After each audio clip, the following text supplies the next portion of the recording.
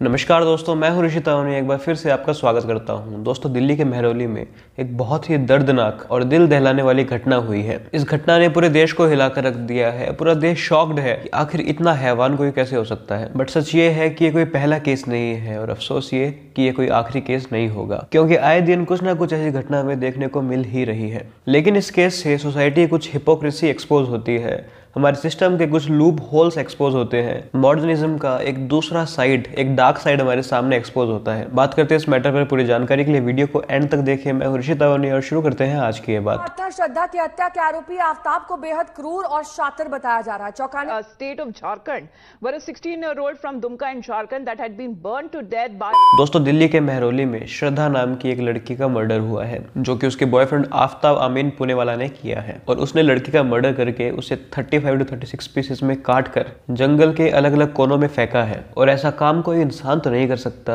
एक हैवान ही कर सकता है। और श्रद्धा ने लिटरली इस धरती पर नर्क को भोगा है, इस बात से कोई झुठला नहीं सकता। हुआ ये था कि श्रद्धा और आफ्ताब दोनों एक डेटिंग ऐप पर मिले थे। वहां से उनकी दोस्ती की शुरुआत हुई, फिर वो दोनों रिलेशनशिप में आ गए और बाद में लिव इन में रहने लगे। श्रद्धा के इस डिसीजन को उनके पिताजी द्वारा अप्रूवल नहीं मिला था, लेकिन श्रद्धा ने अपने लिव इन में रहने वाले डिसीजन को प्रायोरिटी दी और दिल्ली के महरौली में आफ्ताब के साथ लिव इन में रहने लगी। इसके बाद जो न्यूज आई वो ये आई है कि लिव इन में रहने के कुछ टाइम बाद अब श्रद्धा कहती है कि हम लोग तो काफी टाइम से साथ रह लिए, यानी हम एक दूसरे के लिए कंपेटेबल है, तो क्यों ना शादी कर ले। लेकिन सच तो ये था कि आफ्ताब तो शादी करने आया ही नहीं था, उसने श्रद्धा को मना कर दिया। और कुछ टाइम बाद वो श्रद्धा को पीटने भी लगा, जो कि श्रद्धा ने अपने पिता को एक बार बताया था। Aftab becomes violent on her. He beats her up. He also, sort of,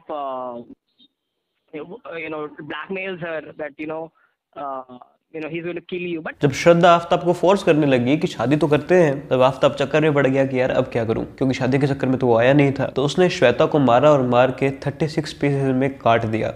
Aftab के गूगल हिस्ट्री से पता लगा है कि उसने काटने से पहले गूगल पर ह्यूमन एनाटॉमी को सर्च किया था, यानी वो गूगल करके ह्यूमन बॉडी को समझना चाह रहा था ताकि उसे काटने में आसानी हो। श्रद्धा को काटने के बाद उसने एक फ्रिज ऑर्डर किया, जिसमें उसने वो 36 पीसेस रखे। 35 या 36 जितने भी पीसेस थे वो उसने उस फ्रिज में रखे। अगरबत्ती जलाने लगा ताकि घर में बदबू ना आए। और धीरे धीरे अलग अलग दिन वो पीसेस को जंगल में फेंकता गया और आखिर में उसने वो कमरा छोड़ दिया जहाँ वो रेंट पर रह रहा था श्रद्धा के साथ। और हैरानी की बात ये है कि जब इतना सब हो गया, उसने श्रद्धा को मार दिया, उसके पीसेस फ्रिज में रख दिए। उस टाइम से कमरे को छोड़ने के बीच में वो अपनी नई गर्लफ्रेंड को भी घर पे लाता था, यानी पहली वाली गर्लफ्रेंड को काट कर फ्रिज में रखा हुआ है, उसके बाद नई वाली गर्लफ्रेंड को भी लाता था। इससे समझ आता है कि वो कितना नीच इंसान था। अब ये इंसिडेंट दर्दनाक तो है, साथ ही साथ हमारी आंखें खोलने के लिए काफी है। ये एक बड़ा एग्जाम्पल है कि कैसे मॉडर्निज्म की जो फ्लिप साइड है, जो दूसरे वाली साइड है, वो कितनी भयानक, कितनी भयंकर हो सकती है। Random hookups, casual intercourse, truth and dare में सेक्सुअल एक्टिविटीज, ये सब आजकल यूथ में काफी कॉमन हो गया है।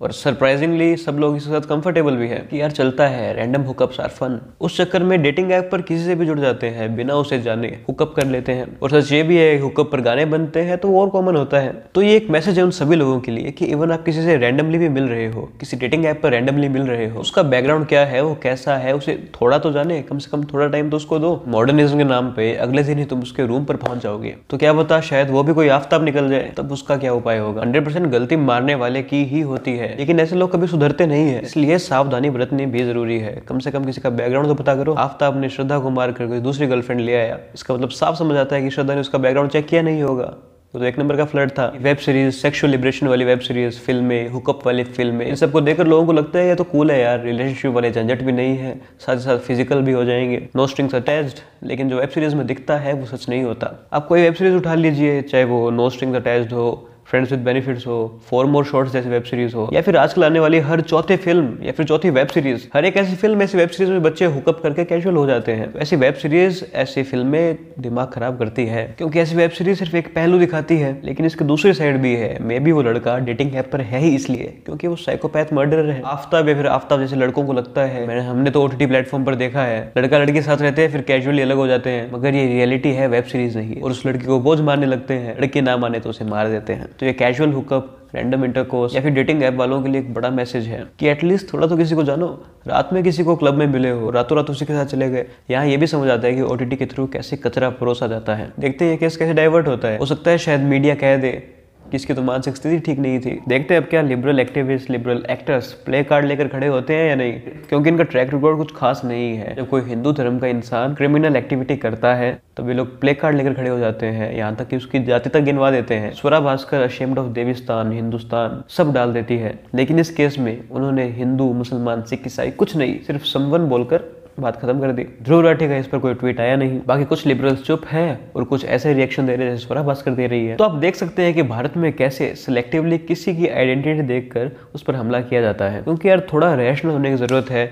या तो बोल दो कि यार कोई क्रिमिनल एक्टिविटी करेगा तो उसके आगे हिंदू, मुस्लिम, सिख, ईसाई, जैन, बौद्ध कुछ नहीं लगाएंगे, वरना कोई इंसान मेजोरिटी का है इसलिए आप उसके नाम के आगे उसका धर्म लगा देते हो। ये तो बहुत गलत है। इस चीज से सेक्युलरिज्म मजबूत नहीं होता, इससे भारत का सिलेक्टिव सेक्युलरिज्म दिखता है। कुछ लोग दिल्ली पुलिस पर भी सवाल उठा रहे हैं कि वो लोग कहाँ थे। देखो, मैं मानता हूँ कि पुलिस बहुत रिश्वत खाती है, इनके बहुत नाटक होते हैं, बहुत से केसेस ये फर्जी में भी निकाल देते हैं और लोगों का ये पूछने का हक है कि दिल्ली पुलिस कहाँ थी। लेकिन दिल्ली में 2 करोड़ की पॉपुलेशन है और 80,000 पुलिसकर्मी, यानी 2 लाख से भी ज्यादा लोगों के पीछे एक पुलिस वाला। तो एक पुलिस वाला हर टाइम हर किसी के पास नहीं हो सकता।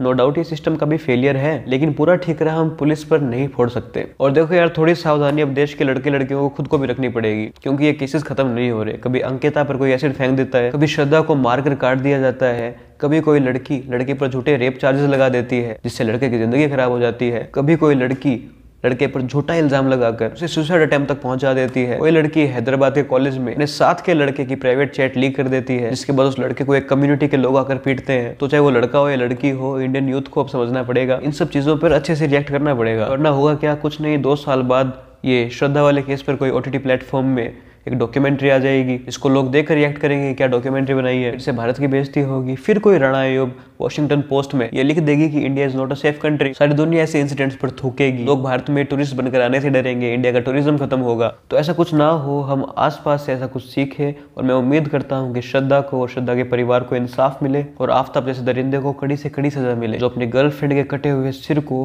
फ्रिज में घूरता रहता था।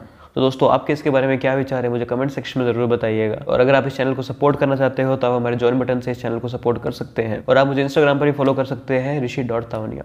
दोस्तों, आज के लिए बस इतना ही। अगर आपको वीडियो पसंद आई तो इसे लाइक करना ना भूलें और ज़्यादा से ज़्यादा शेयर करें और हमारे चैनल को सब्सक्राइब करके बेल आइकन दबाना ना भूलें।